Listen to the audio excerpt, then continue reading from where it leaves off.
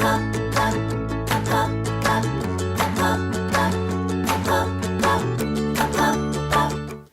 everyone, it's Srokosz, a registered holistic nutritionist and meal planning mediator, founder of lovewhatyoueat.ca. Today I'm going to be sharing with you something that I haven't been hiding from you, but I definitely haven't given you any details or probably even any indication of what I'm currently struggling with.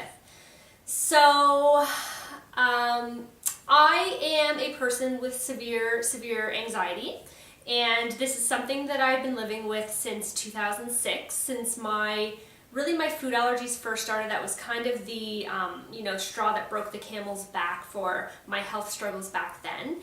And working with a naturopath, figuring out with food allergies and getting me started on this whole holistic nutrition path, this has been something that I've been dealing with off and on since 2006, so quite 8 years now. And in the recent months, my anxiety has been completely and utterly debilitating. So as a new mom, I've been caught up in the whole, and I'm a type A personality as well, so I want to do everything perfectly. I want to do everything myself. I feel like I should be doing more. So in the last few months, this has really become a not healthy place that I have been in. So to be frank, I have just started on medication for my anxiety, which is something that I didn't want to do for a long time. I tried and through everything in the book that I knew, holistic nutrition-wise, natural, medicine-wise, to throw at my healing. So I've been working with a naturopath to bring my adrenal hormones and my stress hormones back into balance. That's something that I've known for quite a number of years that I've had to deal with, that I haven't really nipped in the bud. We did some saliva cortisol testing to find out where I'm starting from, and there is obviously a physiological reason that I am feeling the anxiety that I'm feeling. Anyone with anxiety will know that it's something that you try to hide from the world. You try to act like everything is fine. I, in some ways, feel like there's something wrong with me. I look at other moms, I look at my friends that are moms and say, well, they can handle, having a young child and just doing the day-to-day activities. Why can't I handle it? Why can't I seem to be able to have a busy day without having a panic attack for 3 hours on the couch? There is obviously physiological reasons why that isn't possible for me right now. When I look back the last 2 years of why this anxiety is bubbling up right now, because I do think that it is important to look back and look at your lifestyle factors that are leading to the anxiety, whether it is nutrition, whether you can support it with that, whether it is adrenal or hormones being a little bit out of balance, whatever the reasons are. And for me, it definitely has been a lot of major life events happening over the last 2 years. So in 2006, when my anxiety first started, it was graduating from university, which you would think would be this very happy time. I didn't know at the time that a big life change. I had been basically a professional student up to then my entire life, and to be going out into the real world, I think was just very overwhelming for me, and realizing like, wow, I have to be an adult. I think that's part of it with becoming a mom is, also you realize there's this tremendous burden on you, like you are responsible for another life on this planet. That's a lot of pressure. It's pressure coming from within, but it's just naturally you become a mom, your mind is always working. It's always working for survival. It's working for planning. It's, what are we going to eat in a couple hours, which means this has to happen then. Your brain, it's hard to turn your brain off a lot of the time. So when I did get pregnant, that was a couple of years ago at this point. My father got very sick within a couple of months of that, which is still an ongoing issue that he's dealing with. So that's kind of an ongoing stress. But really the first time seeing one of your parents very ill, that was very stressful to me. I'm pretty sensitive to that, and so that was very overwhelming for me. A couple of months later, I was diagnosed with cholestasis of the liver during pregnancy, which required a lot of additional testing, monitoring throughout my pregnancy. And a couple of weeks after that, my grandma had a stroke, who had been dealing with pancreatic cancer, and she had a stroke and spent 2 weeks in the hospital before she passed away. So, within just that 5-6 month time period, that would be a lot of stress.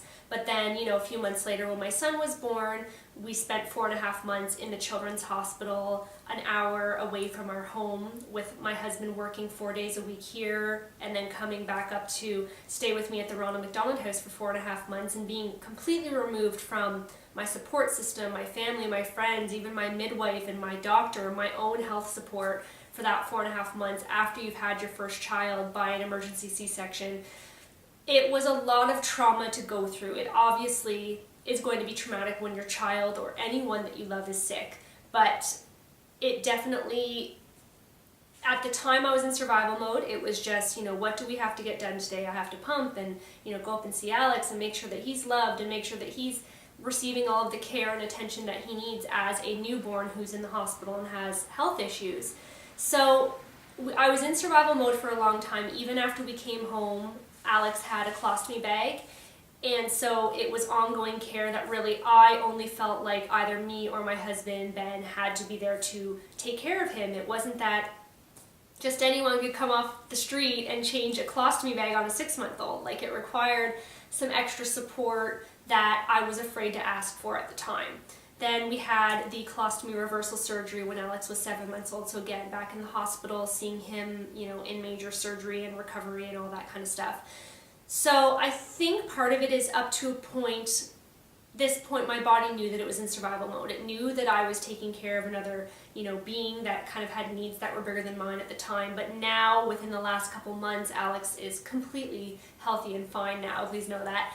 And he is becoming more independent and is going to daycare a little bit more and is allowing me the time and space for, number one, for my body to kind of fall apart on me, which is very frustrating for me.